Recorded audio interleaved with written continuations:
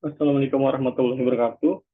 Perkenalkan, nama saya Murianto dari PJJ Informatika kelas IT 401. Pada kesempatan kali ini, saya akan mempresentasikan lembar jawaban untuk ujian akhir semester Data Science. Untuk jawabannya sebagai berikut. Nah, untuk laporan penelitian, yaitu saya membuat analisis, prediktif, dan segmentasi nasabah bank menggunakan metode regresi, klasifikasi, dan clustering. Nah, berhubung saya sudah melakukan ketiganya, jadi di soalnya sih suruh pilih salah satu. Jadi di sini saya menggunakan ketiganya langsung karena di dataset yang saya buat ini itu sudah bisa mengcover untuk ketiganya. Oke, untuk pendahuluan, data yang digunakan dalam penelitian ini berasal dari dataset bank.csv yang diunduh dari Kaggle. Dataset ini berisi informasi mengenai berbagai atribut nasabah bank dan keputusan mereka terkait dengan produk deposito. Beberapa atribut yang ada termasuk umur, pekerjaan, pendidikan, saldo, dan apakah nasabah melakukan deposit atau tidak.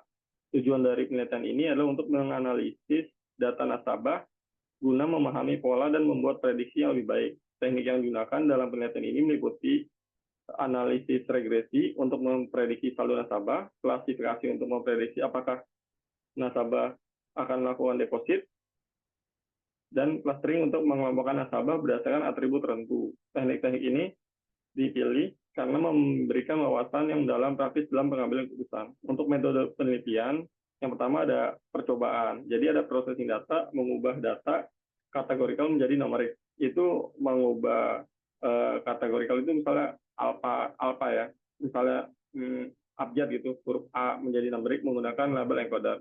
Terus kemudian ada analisis regresi, itu memisahkan fitur dan target, membagi data, melatih model regresi linear, dan mengevaluasi model dengan mean squared error atau MSE.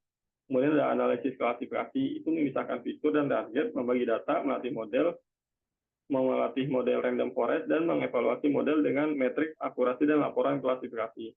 Untuk analisis clustering menggunakan semua fitur numerik, melatih model K-means, dan memvisualisasikan hasil clustering. Nah, untuk metode kedua itu ada deskripsi metode atau teknik.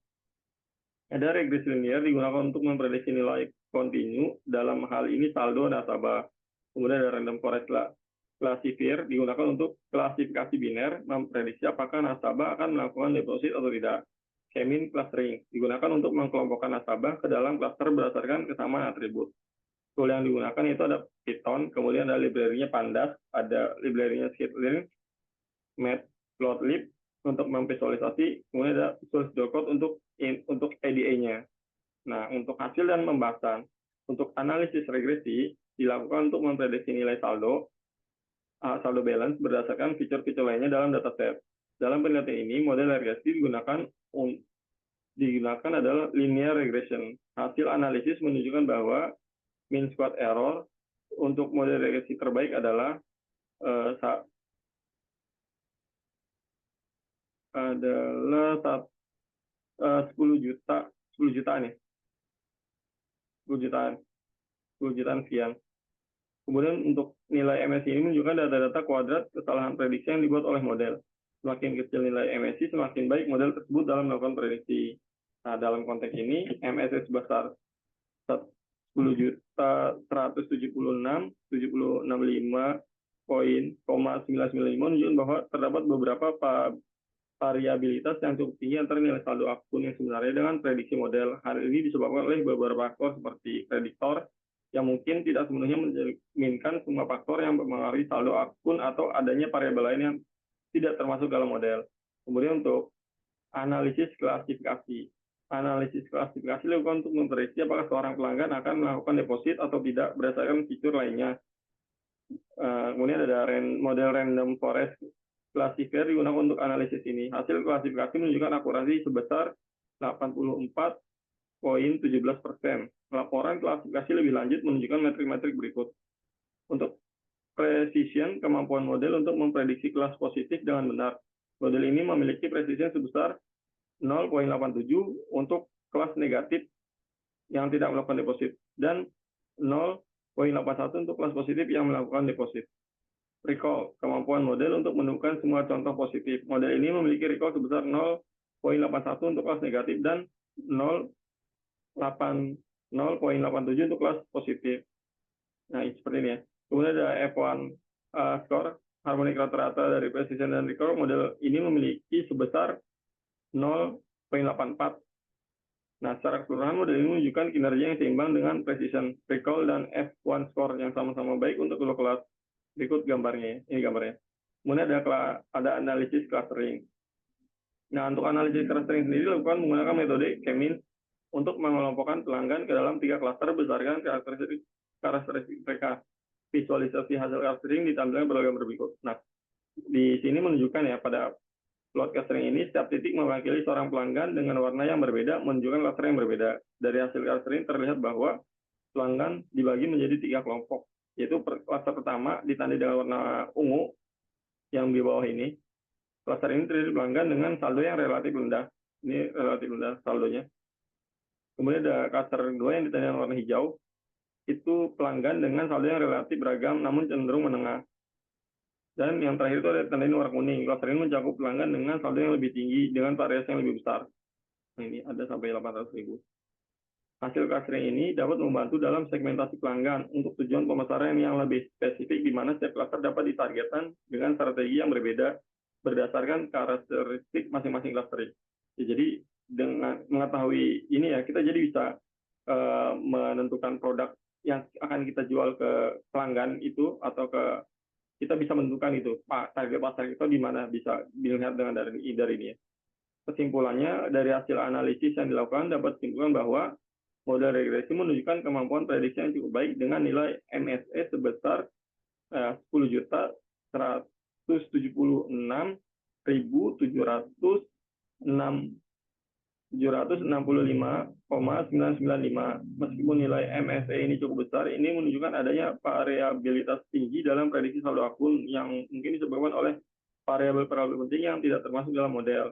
Untuk caranya perlu dilakukan eksplorasi lebih lanjut terhadap variabel lain yang mungkin berpengaruh terhadap saldo akun.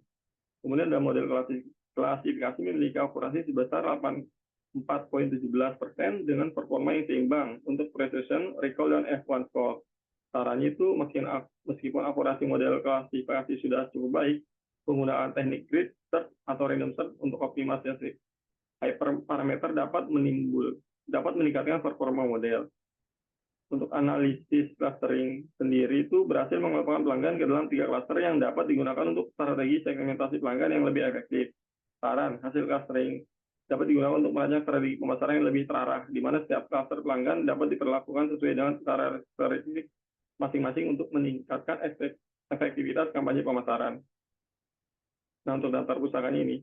Nah, untuk dataset bisa di-download melalui ini.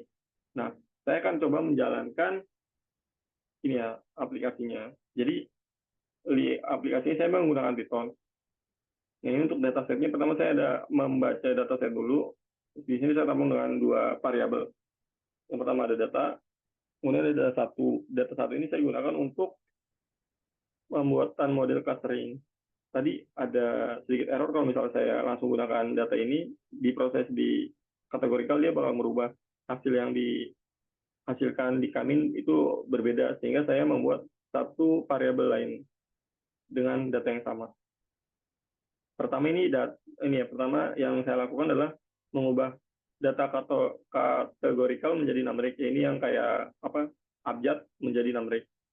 Saya mengubah data itu dulu, kemudian melakukan untuk analisis regresi, memisahkan fitur dan target untuk regresi. Nah, ini yang itu adalah balance ya. Balance. Kemudian membagi data untuk regresi. Nah, di sini saya membagi datanya, terus membuat model regresi. Di sini main sort error regresi. Nah, di sini kemudian saya melakukan analisis klasifikasi, misalnya fitur dan target untuk klasifikasi. Itu deposit ya. Kemudian membagi data untuk klasifikasinya. Di sini untuk pembuatan modelnya. Kemudian menampilkan laporan.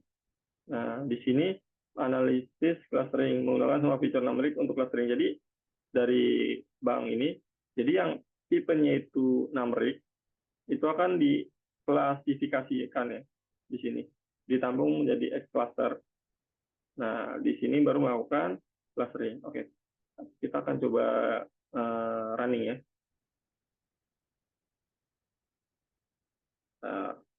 Nah, di sini, oke.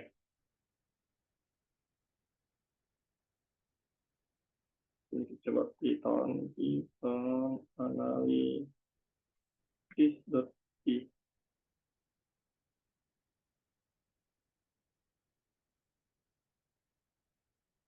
Nah, ini hasil klasifikasi reportnya yang seperti ini,